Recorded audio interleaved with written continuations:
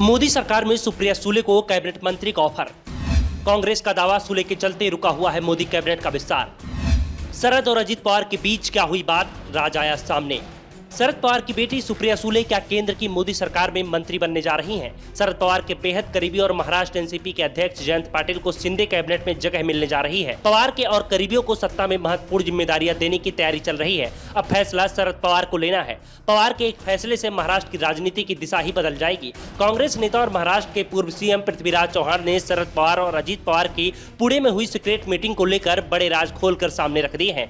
वैसे शरद पवार और अजीत दोनों ही इसे पारिवारिक मुलाकात बता रहे हैं, लेकिन जिस तरह से ये मुलाकात हुई और जयंत पाटिल को भी बैठक में बुलाया गया, उसे लेकर तमाम सवाल तो पहले से ही उठ रहे हैं। और पूर्व सीएम के खुलासे ने साफ कर दिया है कि चाचा भतीजे के बीच कुछ तो पक रहा है। रोटी को उलटने पलटने की जो बात शरद पवार ने कही थी, वो बहुत तेजी से पलटी जा रही है। एनसीपी में अजीत पवार के साथ गए विधायकों के सुर बदले हुए हैं, तो पवार खेमा भी शांत दिख रहा है। दोनों ही खेमे एक दूसरे के खिलाफ कोई भी बयान देने से बच रहे हैं। दरअसल दोनों ही खेमों में जो मैसेज चल रहा है, उससे संकेत मिल रहे हैं कि एनसीपी एक बार फिर से एक हो सकती है। चाचा भतीजों को साथ लाने की कोशिश कई स्तर पर चल रही है, जिस कारण से एनसीपी के दोनों गुटों के नेताओं की मुलाकात की जो भी तस्वीरें सामने आती हैं, उसमें पार्टी विभाजन का कोई भी तनाव नेताओं के चेहरे पर दिखाई नहीं दे रहा है।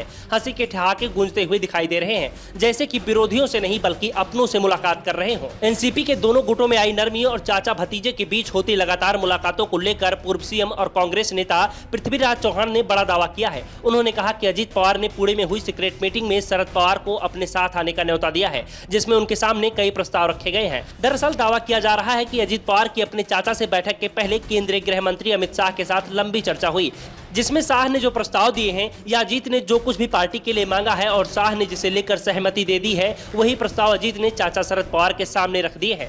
अजीत ने अपने चाचा से कहा कि उन्हें केंद्रीय मंत्रिमंडल में कृषि मंत्री या नीति आयोग के अध्यक्ष का पद दिया जा सकता है। पवार जिस पद को चाहे उसे स्वीकार कर सकते हैं। वहीं सुप्रिया सुले को केंद्र में कैबिनेट मंत्री और जयंत पाटिल को राज्य सरकार में मंत्री पद के साथ ही कई महत्वपूर्ण मंत्रालय दिए जाने का प्रस्ताव भी दिया गया है। पृथ्वीराज चौहान ने यहां तक दावा किया है कि मोदी सरकार का कैबिनेट विस्तार ही पवार के फैसले के चलते टला हुआ है। अगर शरद पवार अजीत के प्रस्ताव को स्वीकार कर लेते हैं तो एक सप्ताह के अंदर ही कैबिनेट का विस्तार हो जाएगा। महाराष्ट्र में शिंदे सरकार के कैबिनेट का विस्तार भी इसी के चलते रुका हुआ है, वो काम भी हो जाएगा। चौहान ने यहां तक दावा किया है कि अजीत के प्रस्ताव को शरद पवार ने सिरे से खारिज कर दिया है और साफ कर दिया है कि वो बीजेपी के साथ नहीं जाएंगे। दरअसल बीजेपी ने महाराष्ट्र में 35 सीटें जीतने का टारगेट फिक्स किया है और ये टारगेट पार्टी बिना पवार के हासिल नहीं कर पाएगी। अभी जो भी सर्वे सामने आया है उसमें एनडीए और इंडिया गठबंधन के बराबर सीटें दी जा रही हैं, लेकिन अगर शरद पवार एनडीए में आ जाते हैं तो एनडीए का पलड़ा भारी हो जाएगा और इसी के चलते केंद्र की मोदी सरकार पवार को अपने पाले में लाने की कोशिश में लगातार जुटी हुई है। लेकिन शरद पवार को, जिनकी पूरी राजनीति ही बीजेपी के खिलाफ चल रही है,